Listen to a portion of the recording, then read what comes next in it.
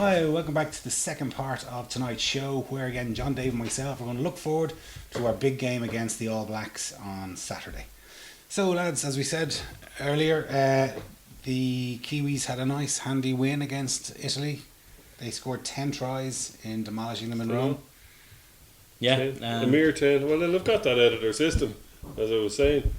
They'll have sated their thirst for try scoring. So hopefully they won't score so many this week. They can limit them to 3 or can't even speak. Limit them to 3. I'm really looking forward to this game because I'm just looking. I mean, we may win. It's more likely we'll lose, but I'm just really looking forward to see what Joe comes up with. Yeah. So I am, just to see, because I'm intrigued. I know he's not going to do the same as he did the last day. Okay, well let's start off. The first thing he's got to do with selectorially, is selection. I don't think he'll make any changes, any significant changes. Make 3 changes, I predict. What he has to make is an enforced change because Jordy Murphy's not well. So he either sticks in Josh van der Fleer, who would be fine, or he brings one of O'Mahony or O'Brien onto the bench, or he brings one of them straight into the team and leaves, or even he brings them both in. To be quite honest with you, I'd take any of them. I'd feel very, very bad for Josh van der Fleer missing out. But the other side of that is the other 2 guys have shitload of caps, and O'Mahony brings his line out stuff and his commitment and his angry face. His angry face. Sean O'Brien brings puts fear into the heart of even the All Blacks. So it's a great problem to have those 2 guys coming back into a bit of form and looking like they can play 80. I personally would put O'Brien on the bench and start Van der Fleer. I think you go the other way around. But he could go the other way around. He could bring in the 2 lads from the Canada game. Just who knows? That's there has to be a change there. That's the one enforced change.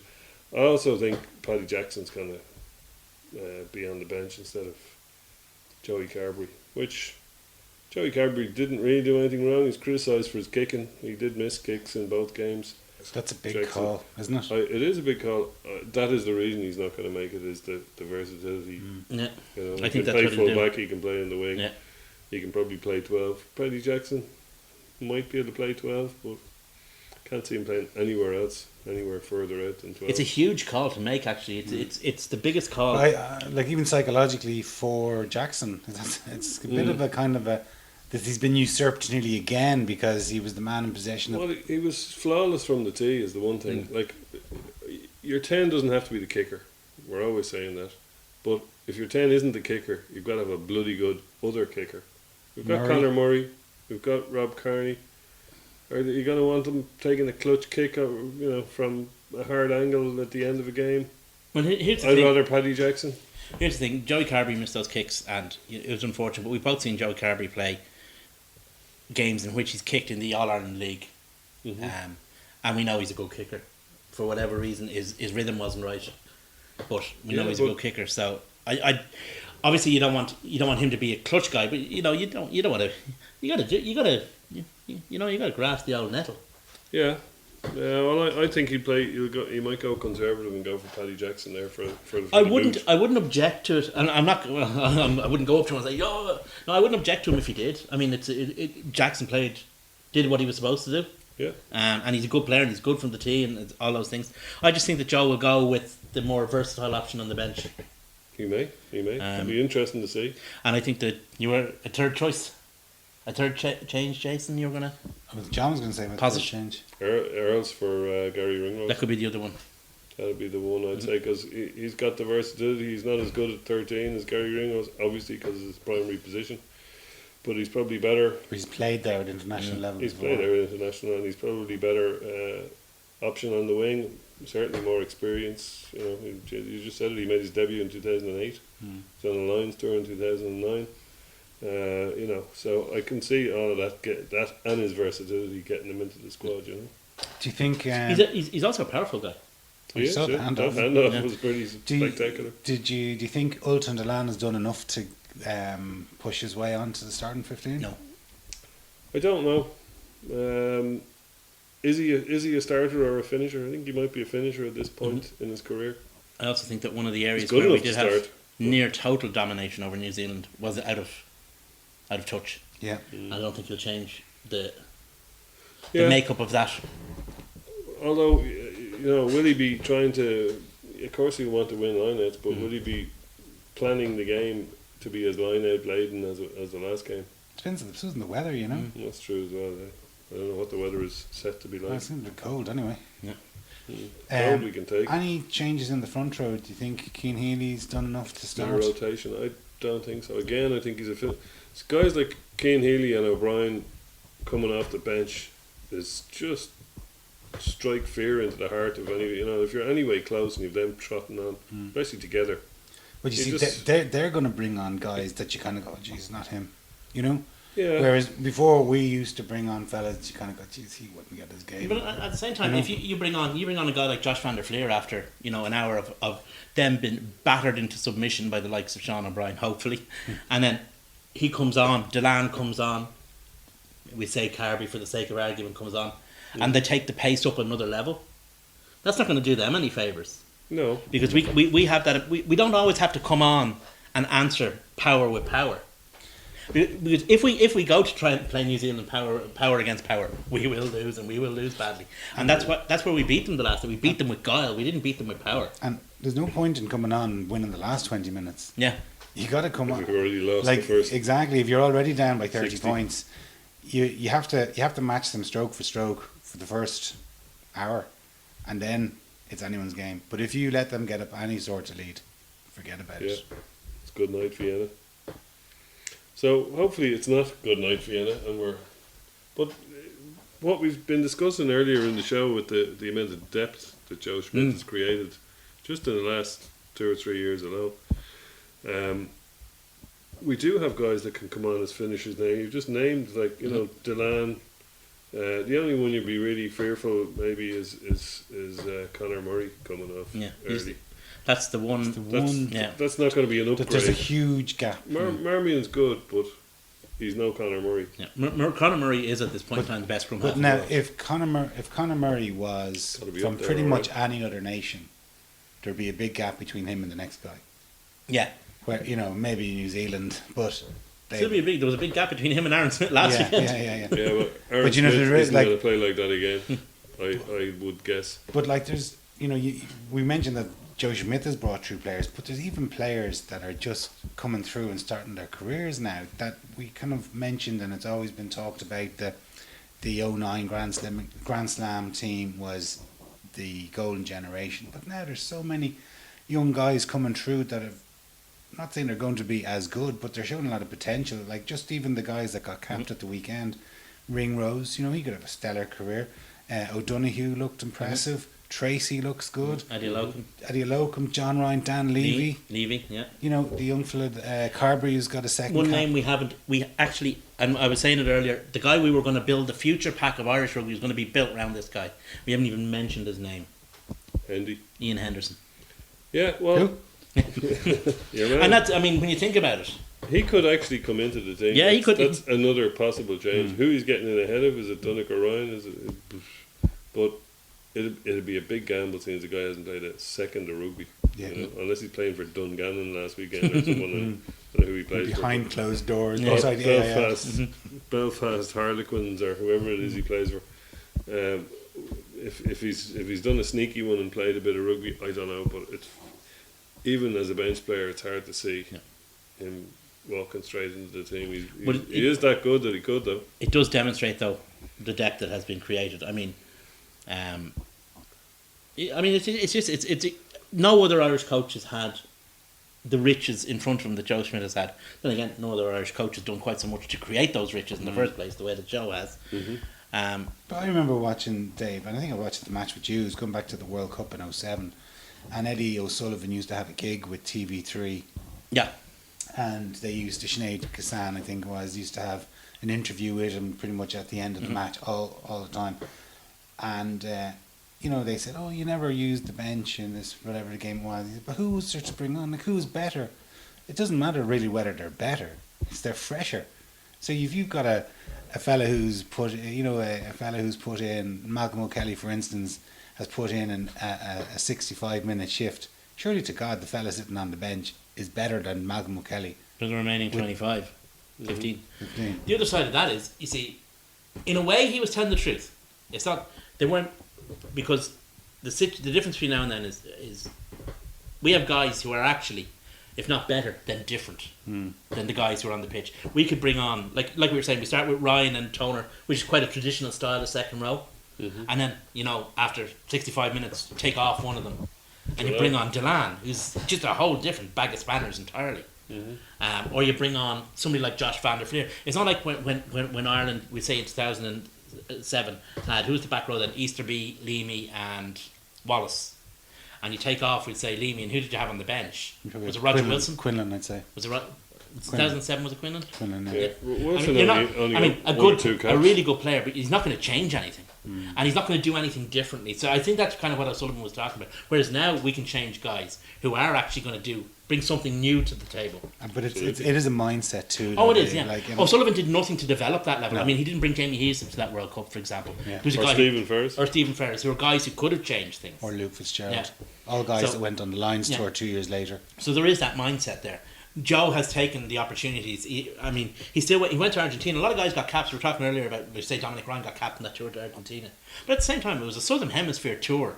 And a Southern Hemisphere tour victory, which we haven't had very many of. That was our first one since the 80s, I think. But interesting though. 79. 79. Interesting. They're touring in the summer, and the Lions are on, and Joe Schmidt's kind of ruled himself out now. Admittedly, he probably doesn't want to commit that amount of time to it. Ferdler will be gone though. But he Easterby might be known as well. he kind of mentioned that he also wants to go on tour with the Irish team to Yeah. develop some of the younger fellas that he doesn't get as much time working with, which is fantastic to hear from your Fabulous, yeah. from your coach. I think And also Joe's, the World Cup is in Japan. I think Joe's Yeah. legendary single focus, laser focus, has been focused entirely on that World Cup now. I think I think he may even think that he underprepared for the last one, and he's going. that's possible. Yeah, and he's not going to leave anything to risk. He's going to go over there with a squad for the next World Cup of 30 guys who you couldn't pick the first team from. I'd say that's what his aim is to do. And you never know. Like if we were awarded, it's a big if I suppose, but if we are awarded the World Cup 4 years after that, it'd be a big carrot to kind of dangle to say, well, it's in your home backyard. Yeah. Mm-hmm. But maybe he feels he might feel Defend he's your world championship at home. he's in the That's job. the same, Then. Jason. Well, he might be back for it as coach of New Zealand. You never know. Never know. That'd be awful. Yeah. But it is. I mean, it's a great position to be in terms of depth. We were talking in the first half about the 27 Irish capped players in the Leinster squad. I think Connacht and Munster and Ulster have record numbers of Irish caps within their squads as well. Connacht certainly. Connacht certainly do. But I mean, it just but they're not crap players who've been given token caps. They're good players. Yeah, well, as I was saying to you earlier, Joe Schmidt has taken that Kiwi mentality around the mystique of the black jersey and kind of tried to inculcate it into the Irish jersey and fairly well I succeeded. mean, if we got out against Canada and picked, say, Stuart Olding, we would say they were fit, Stuart Olding and McCloskey as a centre partnership, nobody would have complained. And that's another two guys. Yeah. It's the depth really is beginning And you to can mount say up. that in nearly every position. Yeah. Almost every position. And hopefully by the 2019 comes along, you will be able to say that, and there'll be people, fan forums will be kept in business for months and months and debating the squad. It's an ironic. It's kind of almost a throwaway joke, but a joke of a thing. I think it was, I can't remember who said it, that actually Connacht are inhibiting Jack Carty's chances in the Irish squad. How does that work? Because, Jack Carty's one of the better right halves in Ireland, but because it's the same as you were saying about Tiernan O'Halloran, because they only play one way in Connacht, we don't know if Jack Carty can actually control a match the other way, and he hasn't had an opportunity to do so. So there could be the point I'm making is there could be actually even more depth there than we know of. I think that all of the provinces are moving to a more running game, or a more open game. The legislative background to the game has It's shifted. helping, yeah. Yeah. Well, even Saracens are running the ball. Everybody's yeah. running the ball now. But it might help. But something had to change. I mean, it got shocking. Stodgy. Well, it might help to gel the national team as well, though. If because previously, like, Munster were doing one thing, Leinster were doing the opposite, and whereas now they're doing a lot more similar stuff, so they can maybe end up providing players to an Irish team that is all playing like the way they do in New Zealand, where I think what the happened, coaches actually sit down at provincial level and get told how they're playing. get told what style they're playing almost. Good luck doing that job. But I think what happened was when Joe Schmidt came into the Leinster job, right? Beforehand, Munster, Leinster, Ulster, one team would be more successful than the other, up and down, but there wasn't a huge amount of difference between them. When Joe came in, he just blew everyone out of it. I mean, Leinster were by far the dominant Irish province when he was in charge. Mm-hmm. He had it's 5 wins in a row over Munster, 5 wins in a row over Ulster, similar over Connacht, and that became how Irish teams were going to play once he took over the Irish job. And there was no argument because he'd proven it was successful. Well, he's changed his style a few times. He has changed his style, but not actually as much as people think that. I mean, Joe's style was always pretty pragmatic. Yeah. Yeah, I heard O'Driscoll saying that O'Driscoll and Horgan and one or two others actually had to approach him and say, "We'd like to play a bit more expansive. Will you let us?" And he said, "You have to show it to me in training." And they literally had to go and prove to him that they had the skill sets to do it, to play the way the senior or Leinster guys wanted to play, which I thought was fascinating, because I thought, like, initially looking from the outside in, I thought that was Joe Schmidt's philosophy, but it was more driven by the players. The other thing, Joe his teams are very regimented, but because of the way he plans everything so many phases in advance, it actually looks quite off the cuff. So, onto New Zealand themselves. Apparently they're going to go mad and pick locks. Yeah. Pick fellas who actually play in the second row week in, week out. Is that what you mean? Yeah, mad lads. Well, they've got Romano back. They've got Retallick back. And I hear Sam Whitelock is racing against time to be fit as well. So they could have a full deck in the second row, which is not good. Like, Sam Whitelock and Retallick are too big. Yeah. We've got, as we were saying earlier, we've got Susie in the kitchen preparing a nice concoction of dodgy soup for the players down the Castleknock Hotel. Yeah. We might need her, but they've got plenty of options. Their centres were changing their centres around a lot, of them. Bit of injury there as well. What's his name? Who scored the try against us in 13? Crotty. Yeah. Isn't he out? Never have to bring in Fekatoa back either. Fekatoa was on the bench for the last game, so he's probably going to start. Did the other centre get injured as well? It's hard to know. The thing about New Zealand at the moment is they're in a state of chassis, state of flux. Their centres, they haven't settled on a centre partnership yet, have they? Yeah. It's funny because 2 weeks ago they were the greatest team that has they still ever are. walked the laced earth. up a pair of boots. Look, we beat them and it was great and all that stuff, but let's not kid ourselves. They're still the greatest team that's ever walked this earth. Now, but they still have. That doesn't mean that they've settled on a centre partnership yet, because for so long they had Manonu and Conrad Smith or Sonny Bill Williams. Those were the guys always, and now they're kind of, those guys are gone. So they're kind of, there was a whole thing like there have been some uncertainties in New Zealand selection. I mean, everyone got a huge shock when Charles Piutau didn't go to the World Cup, for example. Who is this Milner Scudder chap, you say? So they have them falling off trees over there, all right. So, like, actually, sometimes it can be worrying when you don't know the players against you, because you had to prepare for them. You got to get out your Super Rugby tapes and figure out what they're going to do. Something tells me Joe has them out all right, though. I remember what the coaches used to be watching the Hong Kong Sevens, because that was where New Zealand, if you remember, back before Super Rugby, back before professionalism, that was where New Zealand always blooded their best players. It was in the Hong Kong Sevens. You'd be looking at going, what the hell are they going to unleash on us next?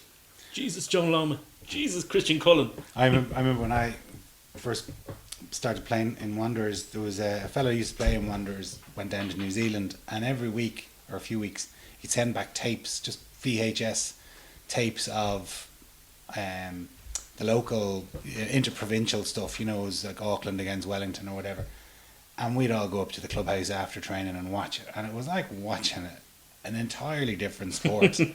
Like, it was so fast. Yeah. They had big crowds in big stadiums, and compared to what was on offer in Ireland, it was light years away. They were always that kind of couple of steps ahead of us on every front, and certainly in terms of running, they were very quick. But that was it. They always used to. So they have this history of bringing guys out from nowhere, and them turning out to be absolute worldies, you know. Mm-hmm. But I think we're going to do. I think we're going to do okay. I don't think we're going to get the Kiwi backlash won't be as bad as because I think Joe has something up his sleeve. They've got all that out of their system against Italy. Be fine. Be fine. I think Joe has something up his sleeve. I have absolutely no idea how this game is going to go. I don't have a good feeling. I don't have an intellectual idea. We could get smashed 50-0. We could sneak a win. It could be a tight game that we lose by 5 points. It could literally I have no clue. But I don't think we're going to get smashed 50-0. But we could easily get 20 points put on us. I don't want to be the stupid idiot who predicts an Irish win against the All Blacks. But you're going to do it. No, I'm not. But no, expectations levels have been certainly raised. I am confident that the Irish team will give a good showing of themselves, and that's really all I want. Yeah. A lot of the time, Look after the process, and the outcome will look after itself. a lot of the time in Irish rugby, we always seem to follow the last hurdle. Like, occasionally, or say in the last few years, we've managed to get over that hurdle, whether it was winning the European Cups or winning Grand Slams. But up to that point, whether it was Munster, getting to finals back in the early noughties and losing in finals, Leinster getting to semi-finals, and coming from where you were getting 2,000 or 3,000 people going to Donnybrook in the round matches of the Heineken Cup to filling beating Biarritz in a quarter final and then being stuffed in a semi-final, but with 45,000 people in, and we just seem to fall down at the last hurdle, or been beaten by Leicester in a quarter final again with 45,000 people, and we just let ourselves down. I just hope that the expectation levels, you saw it there at the match against Canada, there was practically a full house for a tier 2 or tier 3 nation, that we can generate that level of interest in rugby. And you just hope that this match, that if we're beaten, we're not beaten out the gate, that it's a reasonably tight game. Well, I think what Irish rugby kind of got to the point where, okay, it tripped over the last hurdle, but it learned to keep rolling until it got over the line. And from there, it moved on. I mean, you could say the Leinster were going to trip in the last hurdle against Harlequins, for example. We just kept rolling and got over the line. Munster got over the line when they won their first Heineken Cup. That was not a pretty win against Perpignan in that semi-final, if you recall. I don't think they'll have any fear or any choke. I think Ireland, Ireland 2 weeks ago, kind of were stumbling a bit, but they kept rolling, and then Henshaw rolled over the line. It's not really the 23 lads on the pitch or the coaching. It's more the kind of the perception that rugby has, or that if we lose, the whole thing will be sure, look, they've fucking gone back to losing exactly. again. Yeah. No, I don't think. Well, that might be a nice narrative. That might be a narrative that occurs because of the media, because the media doesn't. It does seem to have a certain manic swing every time Ireland wins or loses. Yeah, but everybody does. Yeah. I mean, everybody, you're the worst team in the world because you just lost, even though you won the week before. Well, if Ireland lose against New Zealand, they won't be the worst team in the world. If they beat New Zealand, they probably won't be the best team in the world either. Won't be far off. Certainly be jumping up the rankings, though. They will, yeah. But I mean, all we have to do is our best, and I'll be happy with that as long as we don't. I don't believe we will be stuffed. So. Okay, quick prediction, Dave. No. Sean. I would say something like the scores reversed from Chicago. Okay. That kind of territory. High scoring match, might not be quite as high scoring. Maybe defeatist. Maybe 30-19 or something. I don't know. We shall see. All right, boys, as ever, thanks very much. And again, thanks very much for watching. Cheers.